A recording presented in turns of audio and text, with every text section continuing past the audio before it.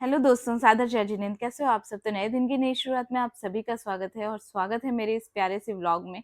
तो आज मैंने अपनी हेयर स्टाइल कुछ अलग बनाई है, कभी ऐसे बनाती नहीं हूँ, तो कमेंट करके ज़रूर बताना कि कैसी लग रही है। सुबह का मौसम है और मौसम बहुत अच्छा हुआ है। वैसे तो अभी पता भी नहीं चल रहा है कब गर्मी हो जाती है बहुत ज़्यादा और कब तेज़ बारिश आने लग जाती है। और अभी सुबह के टाइम में इतनी धुंध रहती है, जैसे ओस होती है ना, वो बहुत ओस रहती है। तो मैंने अपने और इनके लिए, दोनों के लिए ग्रीन टी बना ली है। आज गर्म पानी नहीं बना के ग्रीन टी बना ली। कभी ग्रीन टी बना लेते हैं, कभी गर्म पानी ले लेते हैं, तो सुबह आदत है गर्म पानी पीने की। और रात को ही काले चने भिगो के रख दिए थे और सुबह उठ के मैंने चावल भिगो दिए थे। तो नहा धो के मैं आ गई हूँ अपनी रसोई में खाना बनाने के लिए।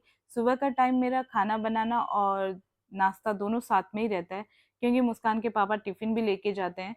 तो दोनों चीज़ें साथ में ही बनती है। तो चावल भी चढ़ा दिए हैं मैंने। मेरी आदत है चावल धो के भिगो के जैसे रखती हूँ वही वैसे ही सीधा चढ़ा देती हूँ। काफ़ी लोगों की वीडियोस वगैरह देखती हूँ, वो पहले गर्म पानी करते हैं, उबाल आ जाता है, उसके बाद चावल ऐड करते हैं। लेकिन मेरी आदत ऐसे ही है, मैं डायरेक्ट चावल चढ़ा देती हूँ, जैसे उबाल आता है वैसे वैसे चावल बनते रहते हैं। उसके बाद सब्जी की तैयारी कर रही हूँ, तो सीधा कुकर चढ़ा दिया है। और तिलोड़ी में तेल खत्म हो गया था तो वो निकाला।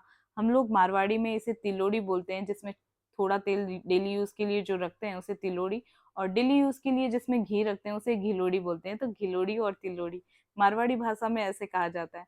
और मेरी सब्जी भी छौंक दी है मैंने और कुकर का ढक्कन बंद कर देंगे। 5 से 6 सीटी आएगी ना, तब तक इसे पका लूंगी। आप लोगों को अगर मेरी रेसिपी वीडियोस देखनी हो तो निकिता रेसिपी ब्लॉग के नाम से मेरी आईडी है। उस पर सारी रेसिपी वीडियोस मैं अपलोड करती हूँ, तो आप देख सकते हैं उस पर जाके।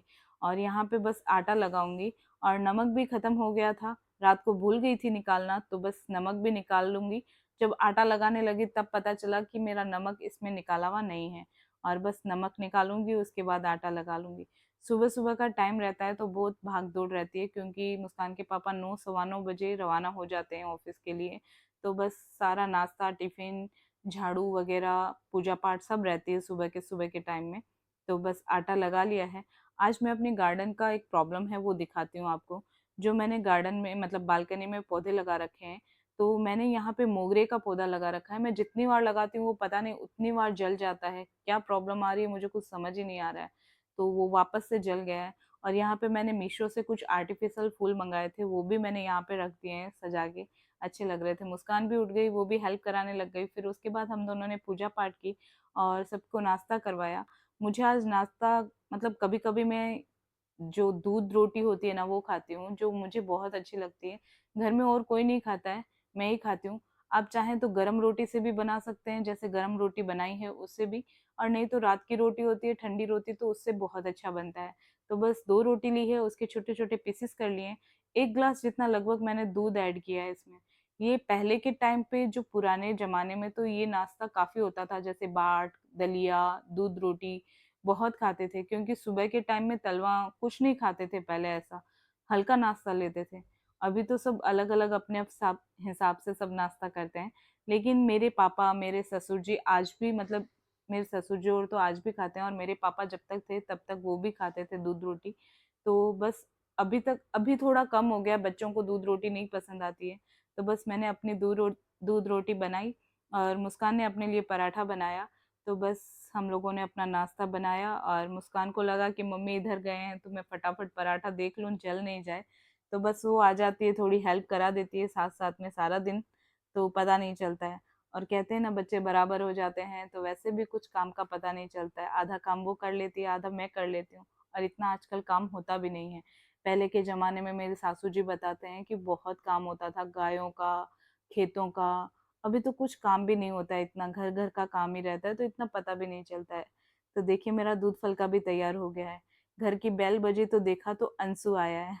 वो कब से मुझे आवाज़ दे रहा था, गेट बंद था तो पता नहीं चला। तो उसने बेल बजाई और उसे मुझे मेरे साथ खेलना था, मस्ती करनी थी। तो दादी को बोला बेल बजाओ दादी की।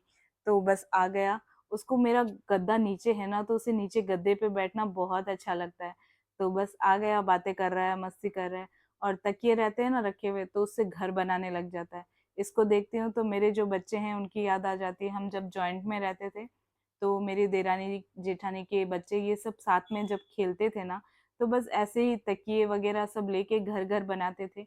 6 बच्चे थे घर में और 6 के 6 आपस में ऐसे ही खेलते थे। उसके बाद मैंने अपनी देरानी से बातें की और उसके बाद घर काम सारा ख़त्म करके दोपहर का खाना बनाया। खाना खा के फिर मैं थोड़ी देर सो गई।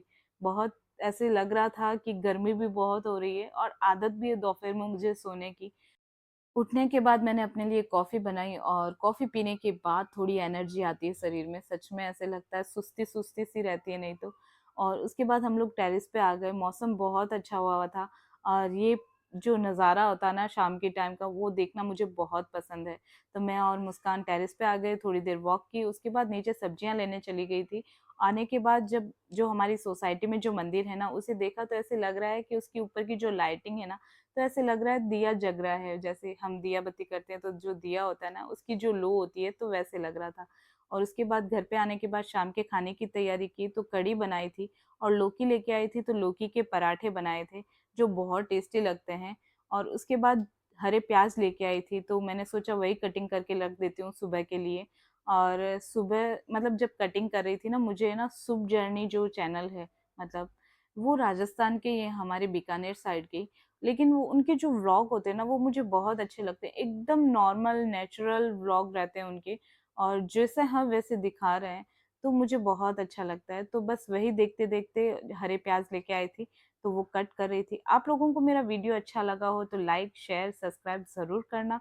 फिर मिलेंगे नए वीडियो के साथ, तब तक के लिए बाय बाय, जय जिनेंद्र।